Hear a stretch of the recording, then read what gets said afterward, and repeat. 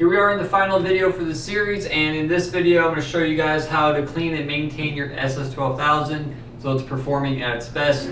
I'll show you guys how to remove and clean the ceramic plates and give you guys tips on how to prolong its lifespan.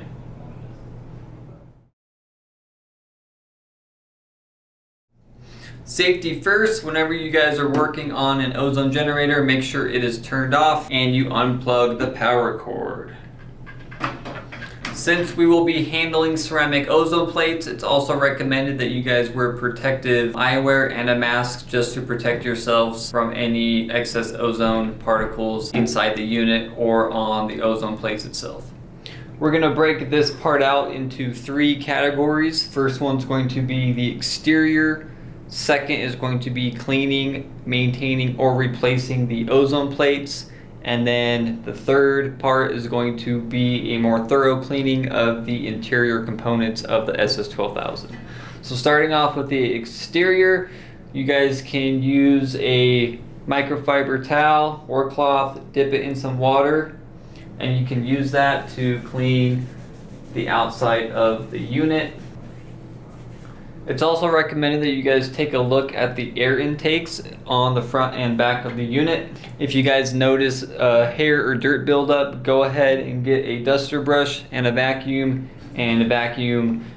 the dust and hair off. If you guys notice that the microfiber cloth is not removing any of the stubborn spots, then you can go ahead and mix a mild detergent with water, get it soapy, and then go ahead and use that to remove any more caked on or stubborn spots. Just make sure you guys do not use any harsh chemicals that will ruin the nice stainless steel finish of the SS12000.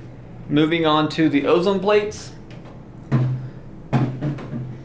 The ozone plates can be found on the bottom of the unit. You're gonna have one on the left and right side.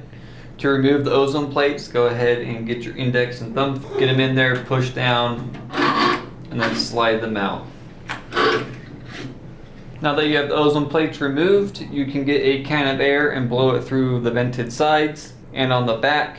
And then to clean the actual ceramic plate on the ozone plate is you're going to want to get a bowl, get it full of soapy water, submerge both the plates in it, let it sit for 15 minutes, remove them, and then rinse them off with warm water to remove any excess soap, and then go ahead and reinstall them into the bottom of the ozone generator.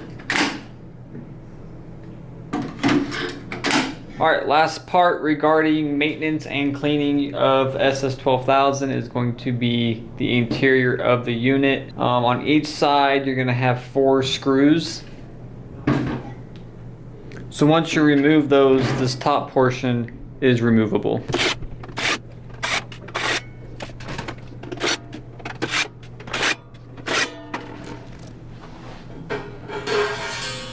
So here's the inside of a SS12000. You have the ozone plates, you have the UV LED strip up here, you have the fan. You're going to want to do this process at least once a year. You might have to do it more depending on how often you use this ozone generator, but this is going to be a great chance to vacuum up any dirt, dust, hair.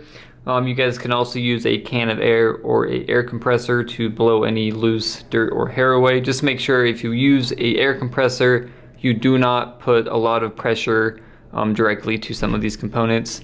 They can possibly be damaged.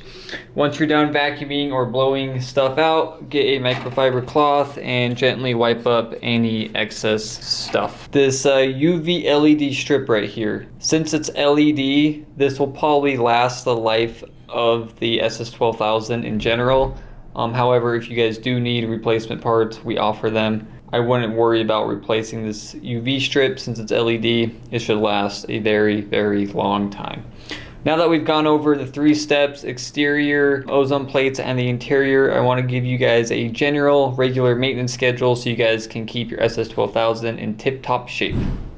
Alright, I want to quickly go over a regular maintenance schedule for your SS12000. Since it is strictly an ozone generator and not a ozone generator and air purifier like some of the units we sell here, weekly you're going to want to just wipe down the exterior of the unit, and this is also a great opportunity to vacuum both air intakes on the front and the back. Again, all of this you guys might have to tweak. This all comes down to if you guys use it on a regular basis. If you guys are not using it that often, I would just recommend storing it in a nice cool place and just put it in a box or a bag, and you guys won't have to worry about doing this regular maintenance. But this is for those people that do use this for commercial use. If you have a business, whatever the case is, this is for you. Monthly, you're going to want to check and clean the ceramic plates.